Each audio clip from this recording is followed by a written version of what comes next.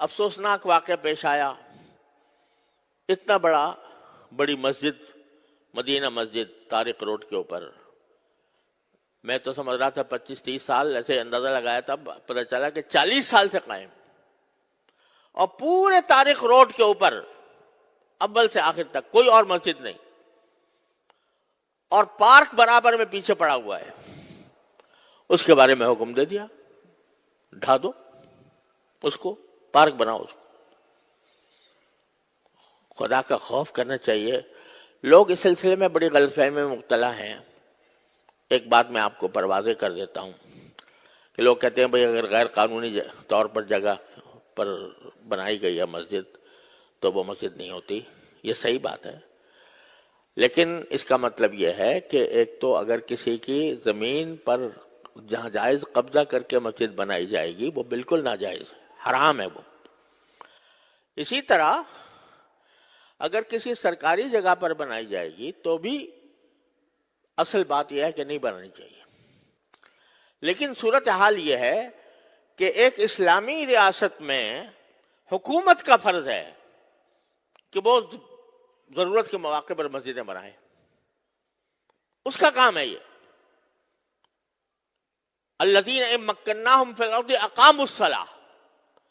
اللہ تعالیٰ فرماتے ہیں کہ جب مسلمانوں کو اقتدار نصیب ہو تو پہلا کام ان کا یہ ہے کہ نماز قائم کرنے کے لیے جگہ بنائیں، نماز قائم کریں. تو یہ حکومت کا کام ہے. لیکن اگر حکومت پہلو تہی کر رہی ہے، آپ بتائیے، خود سوچ کے بتائیے کہ سارے ملک میں یا اپنے شہر کی بات کر لیجئے، کوئی ایک مسجد بتا دیں جو حکومت نے بنائی ہو، یعنی حکومت نے اپنے خرچے پر تعمیر کی ہو.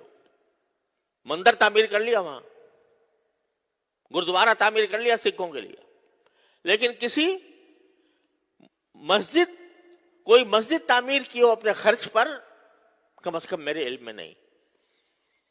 تو جب حکومت کوتاہی کر رہی ہے اپنے اس فریضے میں تو کیا مسجدوں سے خالی ہو جائیں شہر؟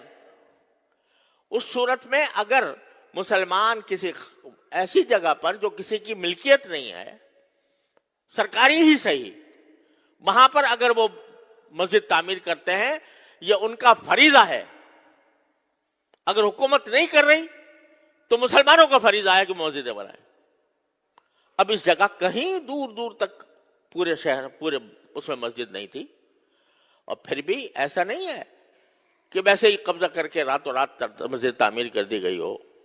واقعہ یہ ہے کہ وہ اس کے لیے انہوں نے سوسائٹی کی اجازت لی، بلڈنگ کنٹرول اتھارٹی سے نقشہ پاس کرایا، اور اس کے بعد وہ مسجد بنی، اور 40 سال سے چلی آ رہی ہے. اور آپ کوئی بھی جا کر دیکھ لو کہ ہر 5 نمازوں کے اندر ہزاروں نمازی نماز پڑھتے ہیں، اور جمعہ میں تو کوئی ٹھکانہ نہیں، وہ چلی آ رہی ہے. آپ کہتے ہیں یہ پارک کی جگہ تھی. ارے بھائی پارک کی جگہ تھی، 40 سال نظر نہیں آیا. جن لوگوں نے این او سی دیا وہ کیسے دیا، اور جن لوگوں نے نقشہ پاس کیا وہ کیسے پاس کیا؟ آپ 40 سال کے بعد آ کر کہتے ہیں کہ یہ غیر قانونی ہے. اور میں نے وہ فیصلہ دیکھا جس فیصلے کے تحت یہ بات کہی گئی ہے. افسوس ہوتا ہے کہ اتنا بڑا مسئلہ، اور مشکل سے میرے خیال میں 20 سطروں میں لکھا گیا ہے، 22 سطروں میں. صرف اتنا ہے کہ کمیٹی کا ایک ممبر ہمارے سامنے پیش ہوا، اور اس سے ہم نے پوچھا کہ بھئی اس کی کیا قانونی کوئی اجازت آپ کے پاس ہے؟ اس نے کہا جی میرے پاس تو نہیں ہے. اب ایک ممبر ہے کمیٹی کا، کوئی صدر بھی نہیں، سیکریٹری بھی نہیں، مسجد کا متولی بھی نہیں. اس سے پوچھ لیا، اس نے کہا جی میرے پاس تو نہیں ہے. کہنے کا معلوم ہو گیا کہ کوئی نہیں ہے، لہذا اس کو 1 ہفتے کے اندر ختم کر دو. تو بڑا افسوسناک قسم کی بات ہے. اور عدالتی آداب کے بھی، عدالتی جو طریقہ کار ہوتے ہیں اس کی بھی پوری رعایت نہیں کی گئی. تو ان کا فرض ہے کہ وہ اس پر نظر ثانی کر کے اس فیصلے کو واپس لیں. اور اس کے بارے میں آواز اٹھانا یہ صرف علماء کا کام نہیں ہے.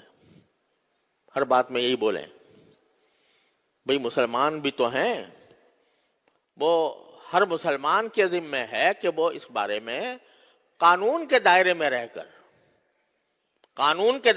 کر لا قانونیت ہم نہیں چاہتے.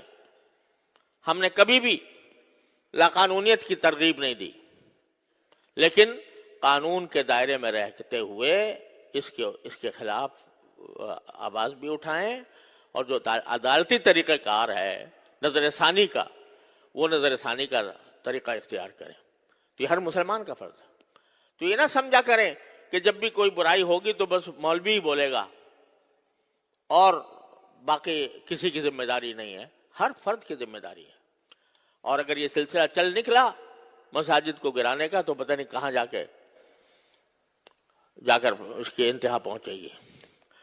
تو اس کو خیال کرنا چاہیے. اللہ تبارک و تعالیٰ اپنے فضل و کرم سے ہمیں اس امت کی جو اصل خاصیت ہے کہ امر بالمعروف اور نہی المنکر شریعت کے دائرے میں رہ کر، اور الحمدللہ ہمارا قانون بھی اور آئین بھی کوئی اس کے تحفظ دیتا ہے، تو اس کے دائرے میں رہ کر اس کے بارے میں جتنا کسی مسلمان سے ہو سکے وہ کرنا چاہیے. وآخر دعوانا الحمدللہ.